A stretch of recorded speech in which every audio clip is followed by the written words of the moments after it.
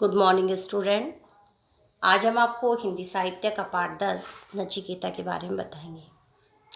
इससे पहले वाले भाग में मैंने आपको बताया था कि नचिकेता के माध्यम से हमें आत्मा परमात्मा के गूढ़ रहस्य को अत्यंत सरल एवं सुबोध रूप में समझाया गया है।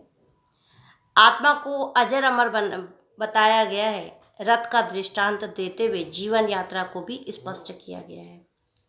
ये कहानी है एक छोटे बच्चे नचिकेता की, जो कि अपने पिता से हट करता है कि यदि आपको यज्ञ में किसी प्रिय चीज को देना है तो आप मुझे दान कर दीजिए। वह अपने पिता से कहता है कि जब व्यक्ति कुछ पुण्य का काम करता है, जैसे यज्ञ कराता है, तो वह दक्षिणा में अपनी सबसे प्रिय वस्तु देता है। परंतु उसके पिता, जिनका नाम कि वासराव है, वासराव ने उनको जो है उन्होंने सारी बूढ़ी गाय जो दूध नहीं देती हैं, बहुत निर्बल दुर्बल गायों को किसको दे दिया है? ब्राह्मणों को भेंट स्वरूप दिया। इससे नचिकेता के मन में जो है प्रश्न उठते हैं कि उसके पिता ने ऐसा क्यों किया। वह बार बार हट करता है और हट करते हुए अपने पिता से कहता है कि आप बताइए कि आप मुझे किसको देंगे। उसके पिता जो है क्रुद्ध होकर बोले, जा, मैंने तुझे मृत्यु को दिया, यानी कि यमराज को दिया। वह यमराज के पास जाने के लिए अपने पिता से अनुमति मांगता है कि मुझे मृत्यु के देवता यमराज के पास जाने की अनुमति दीजिए। वासरवा को अब अनुभव हुआ कि क्रोध के कारण उसके मुंह से बहुत ही अनुचित बात निकल गई, किंतु अब उपाय ही क्या था। जिस तरह धनुष से छूटा बाण वापस नहीं आ सकता, उसी तरह से मुंह से निकली बात भी लौटाई नहीं जा सकती थी। नचिकेता अपने पिता और अन्य संबंधियों से विदा लेकर यमराज के घर चल दिया। अब नचिकेता ने अपने बालहट में अपने पिता से बार बार जब प्रश्न किया कि आप मुझे किसे देंगे, तो वह जो है उससे रुष्ट हो जाते हैं और क्रुद्ध होकर कहते हैं कि जब मैंने तुझे यमराज को दिया, यानी कि मृत्यु के देव यमराज को दिया। अब अंत में वह अपने पिता से आज्ञा लेता है और अपने सारे रिश्ते संबंधियों से आज्ञा लेकर वह यमराज के घर चल देता है। यमराज उस समय यमपुरी में नहीं थे, यानी कि जब वह वहां पहुंचा तो यमराज उस समय वहां नहीं थे। 3 दिन तक वह किशोर भूखा प्यासा उनके दरवाजे पर पड़ा रहा। यमराज लौटे तो एक ब्राह्मण कुमार को अपने घर पर इस दशा में देखकर बहुत दुखी हुई। जब उन्होंने देखा कि 3 दिन के बाद जब यमराज वापस अपने दरबार पे लौटते हैं, तो वह देखते हैं कि एक छोटा सा किशोर है जो ब्राह्मण परिवार का है। वह देखते हैं कि ये बेचारा ब्राह्मण जो है 3 दिन से मेरी वजह से कुछ बिना खाए पिए हुए मेरे इंतज़ार में बैठा है। साथ ही उनका ध्यान इस बात पर भी गया कि वह बालक अन्य बालकों से बहुत भिन्न था। उसके मुख पर तेज था और चेहरे पर दृढ़ता झलक रही थी। जिस यमराज के नाम से सभी मनुष्य थरथर कांप उठते थे, उसके सम्मुख यानी कि उनके पास जाकर नचिकेता बिना किसी भय के स्वाभिमान के साथ खड़ा था। यमराज ने नचिकेता का यथोचित सत्कार किया, यानी कि बड़े आदर सत्कार के साथ वह नचिकेता को अंदर लेकर आए और उसके आने का प्रयोजन पूछा और उसके आने का कारण पूछते हुए पूछा उसको, तो नचिकेता ने अपने पिता के यज्ञ की सारी कथा सुनाकर आने का कारण बताया।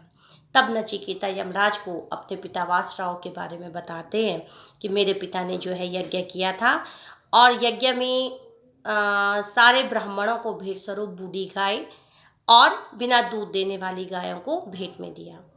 यमराज बोले, नचिकेता, तुम्हारी पितृभक्ति और दृढ़ निश्चय से मैं बहुत प्रसन्न हूँ। साथ ही मुझे इस बात का बहुत दुख है कि तुम्हें 3 दिन मेरे दरवाजे पर भूखा प्यासा रहना पड़ा। इसका प्रायश्चित करने के लिए मैं तुम्हें 3 वर देना चाहता हूँ। बोले, क्या मांगते हो?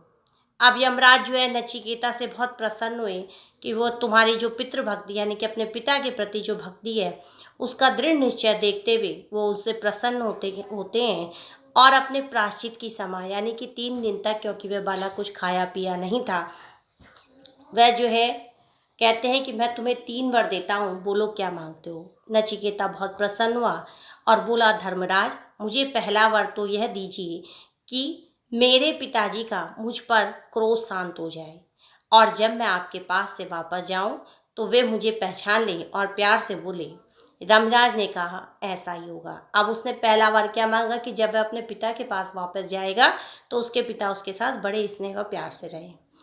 तुम्हारे लौटने पर तुम्हारे पिता उसी प्यार से बोलेंगे जैसे पहले बोलते थे। वे अपना सारा क्रोध भूल जाएंगे।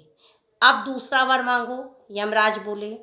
वर मांगने से पहले नचिकेता ने विचार किया वह क्या मांगे। इस संसार में तो किसी चीज की इच्छा थी नहीं। फिर उससे ध्यान आया कि बहुत से मनुष्य इस संसार से परे स्वर्ग की इच्छा करते हैं। उनके पिता ने भी तो स्वर्ग की अभिलाषा से ही यज्ञ किया था। वह यमराज से बोले, लोग कहते हैं कि स्वर्ग लोक में बहुत सुख मिलता है।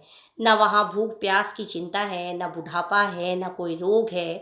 वहाँ के निवासी हर समय अलौकिक सुख का ही उपभोग करते हैं। वहाँ के लोगों को किसी प्रकार का भय भी नहीं होता।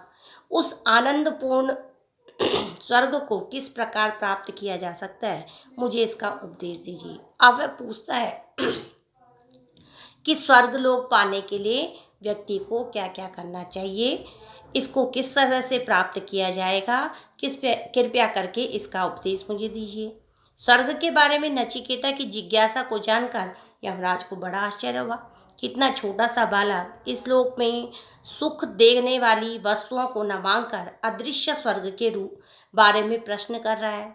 वचनबद्ध यमराज ने नचिकेता को वे सब विधियां समझाई जिनसे मनुष्य स्वर्ग प्राप्त कर सकता है। नचिकेता ने जो कुछ सीखा उसे जैसे का तैसा यमराज को सुना दिया। उसकी तीव्र बुद्धि और स्मरण शक्ति से यमराज बहुत प्रसन्न हुए।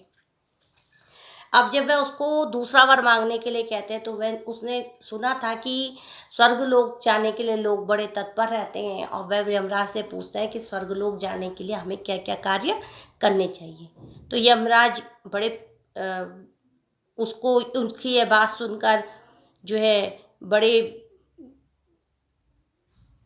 चकित रहते हैं कि इतना छोटा सा बालक संसार में सुख भोगने वाले वस्तु न मांगकर क्या मांग रहा है कि स्वर्ग कैसे प्राप्त होता है। अब वह कहते हैं कि ठीक है, मैं तुम्हें बताऊंगा।